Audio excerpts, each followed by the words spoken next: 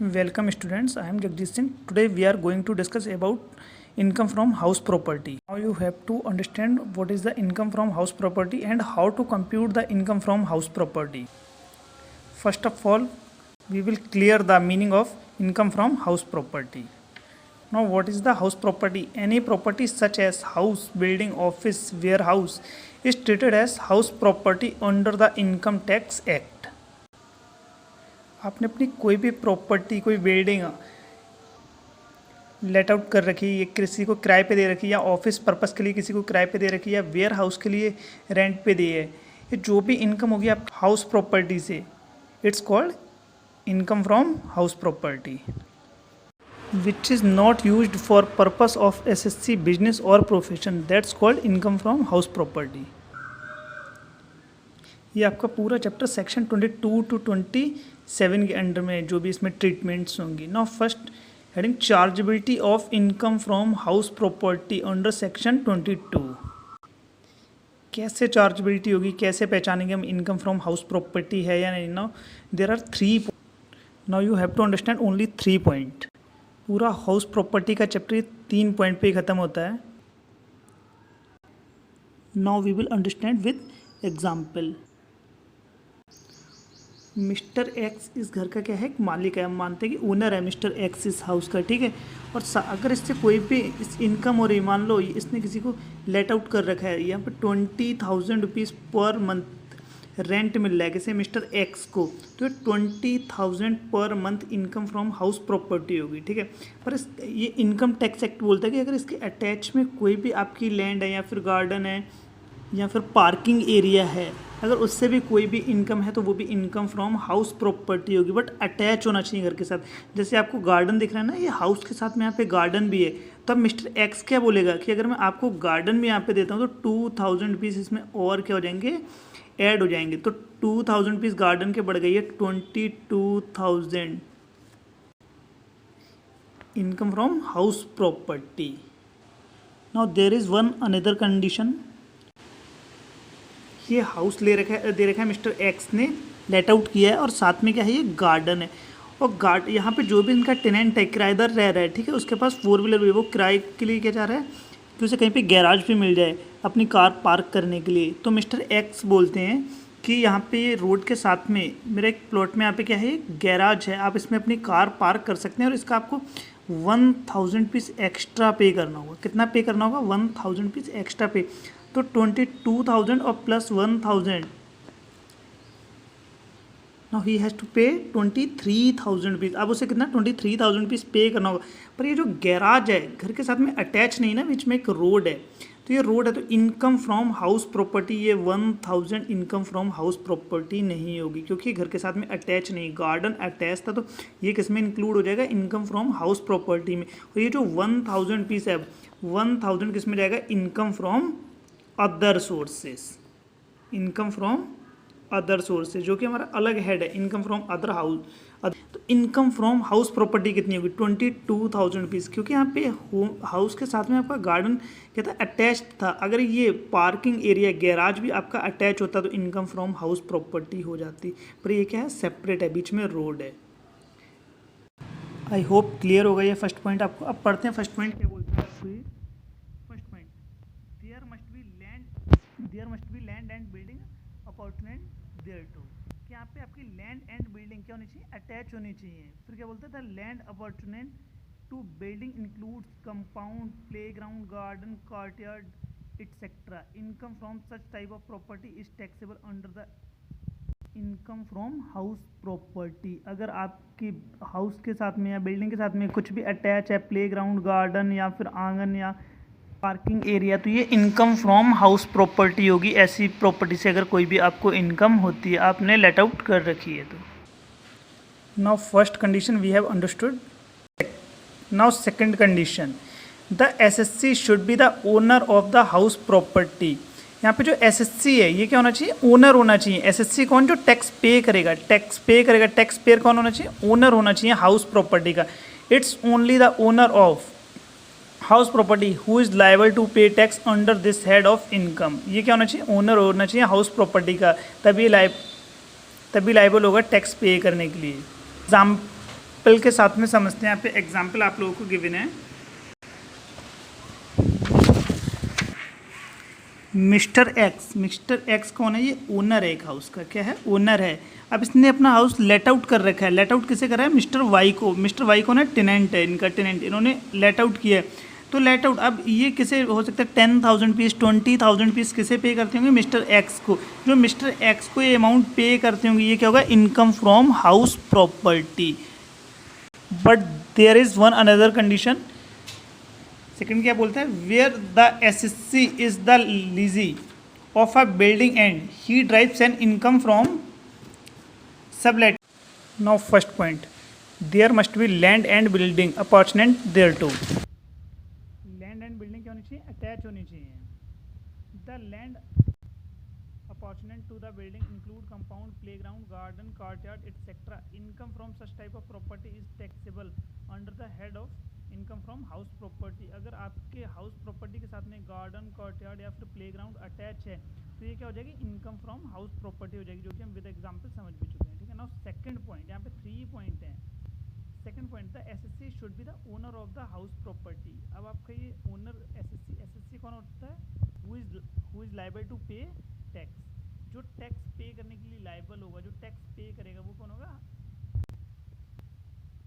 Mister x owner है इस house का। मिस्टर एक्स ने लेट आउट कर रखा है मिस्टर वाई को। किसे? मिस्टर वाई को हाउस लेट आउट किया है। तो मिस्टर वाई जो भी इन्हें पे करेंगे मिस्टर एक्स को, ये क्या हो जाएगा? Income from house property let out है।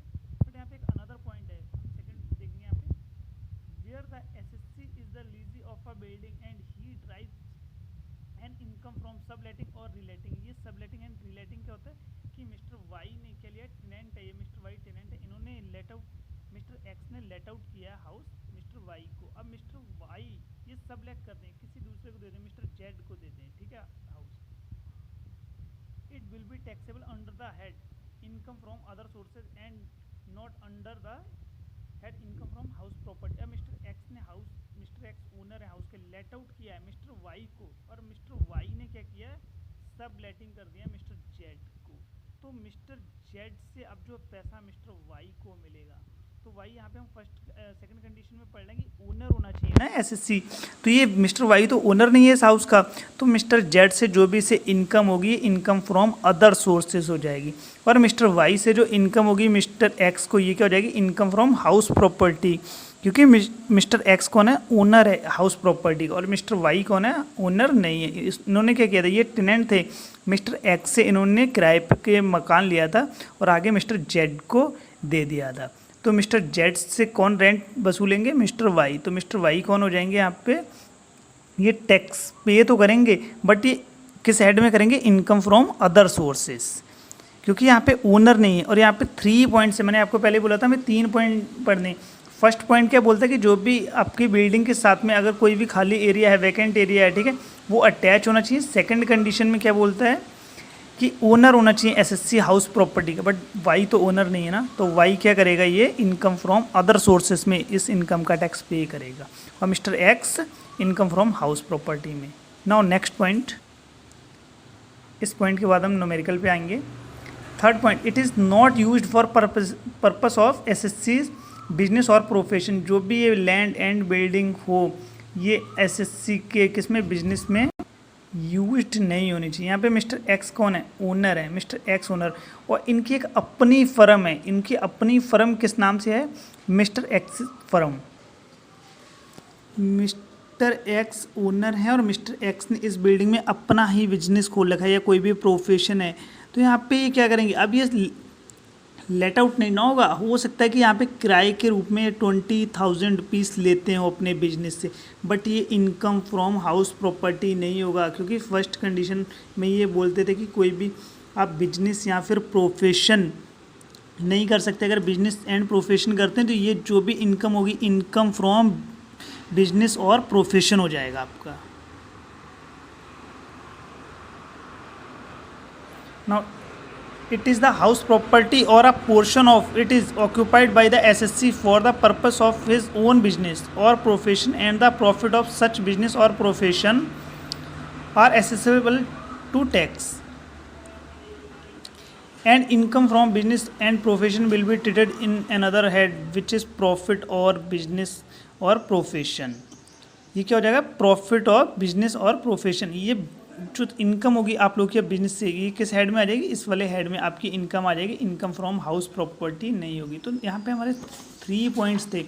नाउ फर्स्ट पॉइंट, ये चार्जेबिलिटी में क्या बोलते हैं, chargeability of income from house property. First, there must be land and building appurtenant thereto, land and building क्या होनी चाहिए, अटैच होनी चाहिए। Now second point, assessee should be the owner of house property, ये owner होना चाहिए था। Now last point में, it is not used for purpose of assessee business और प्रोफेशन। ये जो भी बिल्डिंग है ये अपने पर्पस मतलब अपने बिजनेस और प्रोफेशन में यूज्ड नहीं होनी चाहिए, तब भी ये इनकम फ्रॉम हाउस प्रॉपर्टी होगी।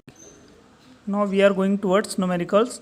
Income from let out house property under section 24। ये इनकम फ्रॉम हाउस प्रॉपर्टी से कैसे कंप्यूट करें।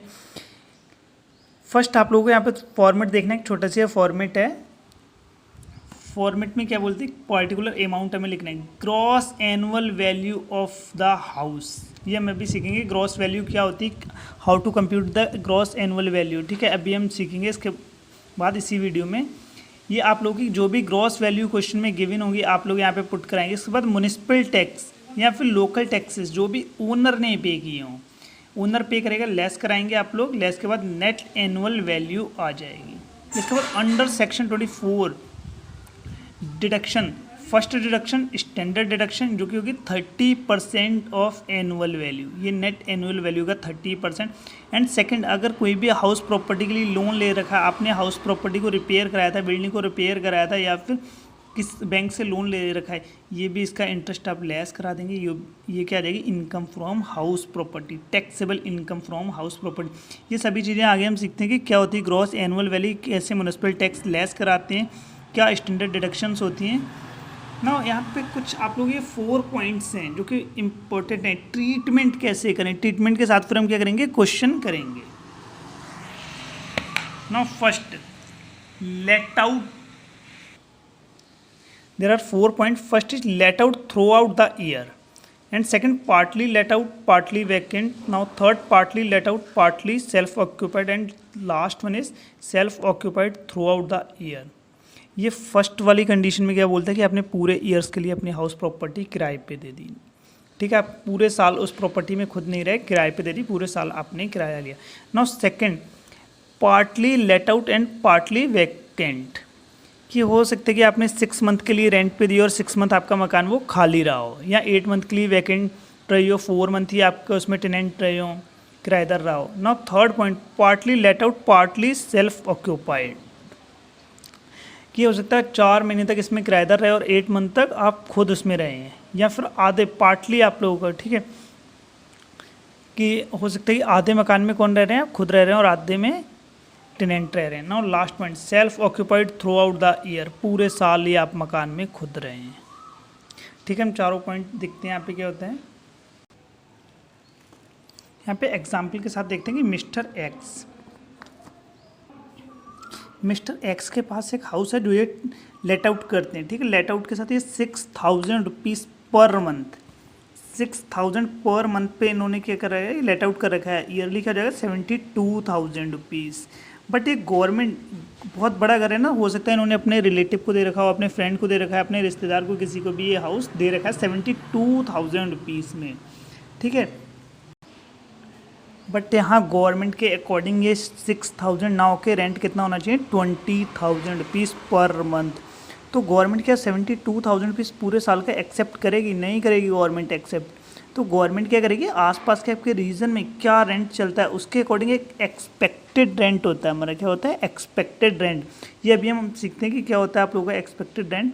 तो 20,000 इंटू 12, 2,40,000 रुपीज़ ये गवर्नमेंट के अकॉर्डिंग होना चाहिए। ठीक है, now whichever is higher that amount will be taxable.